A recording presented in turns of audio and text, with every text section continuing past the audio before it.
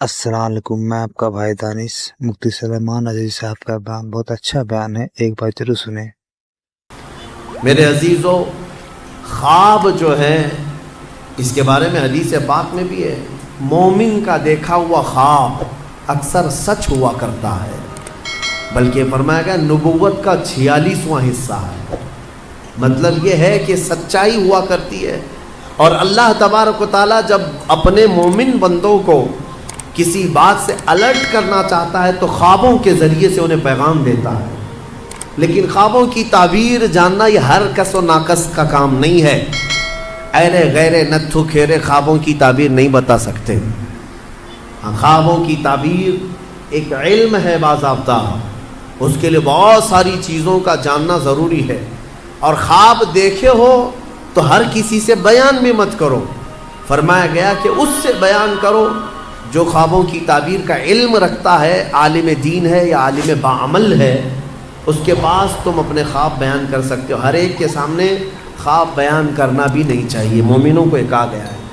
یہاں بیچ میں رک کر کے میں اتنی بات کہہ دوں، یہ ضروری نہیں کہ جو کچھ بھی دیکھا جائے وہی چیز نظر آئے، ہر چیز کا کچھ الگ الگ معنی ہوتا ہے۔ حضرت محمد بن سیرین رضی اللہ تعالیٰ مشہور تابعی ہیں، خوابوں کی تعبیر کے امام ہیں۔ آپ سے پوچھا گیا خواب میں اذان دیتے ہوئے دیکھے تو کیا ہے؟ اذان دیتے ہوئے اگر دیکھا تو اس کی تعبیر کیا ہوگی، اس کا معنی کیا ہو سکتا ہے؟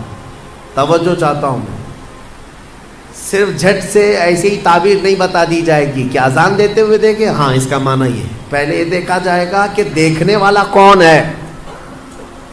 خواب دیکھنے والے کے اوپر ڈیپینڈ کرتا ہے، دیکھنے والا کیسا ہے۔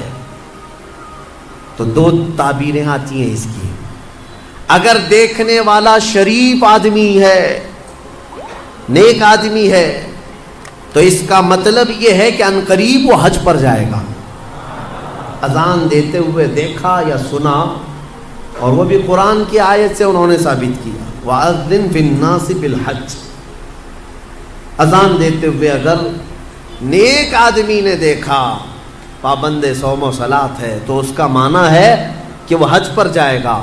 اور اگر فاسق و فاجر ہے، بے عمل ہے، اس نے دیکھا اذان دیتے ہوئے، تو اس کا معنی یہ ہے کہ عنقریب وہ چوری میں پکڑا جائے گا۔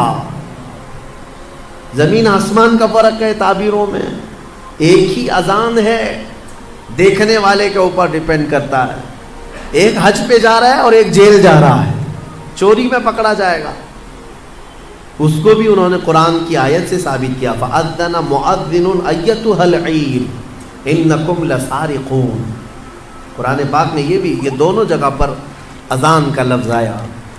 اسی طرح سے ایک اور بات میں عرض کر دوں، حضرت زبیدہ خاتون جو خلیفہ ہارون رشید کی بیوی ہیں، انہوں نے ایک رات خواب دیکھا تھا، بہت بھیانک خواب دیکھا۔ بہت سارے مرد مل کر کے ان کی عزت لوٹ رہے تھے، عصمت دری کر رہے تھے۔ وہ ڈر گئی صبح اٹھ کر کے۔ یہ وہی زمانہ ہے جب حضرت محمد بن سیرین موجود تھے۔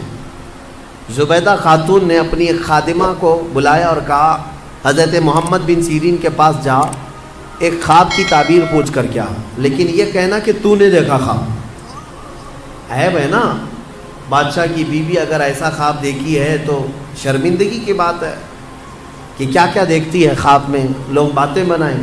تو خادمہ سے کہا کہنا کہ تو نے دیکھا۔ وہ گئی خادمہ اور جا کر کے حضرت محمد بن سیرین سے کہتی ہے کہ حضور کل رات میں نے ایک بھیانک خواب دیکھا ہے۔ کہا کیا دیکھا؟ کہا بہت سارے مرد مل کر میری عزت لوٹ رہے تھے، عصمت دری کر رہے تھے۔ تو حضرت محمد بن سیرین نے خواب پورا سننے کے بعد پوچھا تو کیا کرتی ہے؟ تو کیا کرتی ہے؟ تو اس نے کہا میں کنیز ہوں، دربار کی کنیز ہوں، خادمہ ہوں۔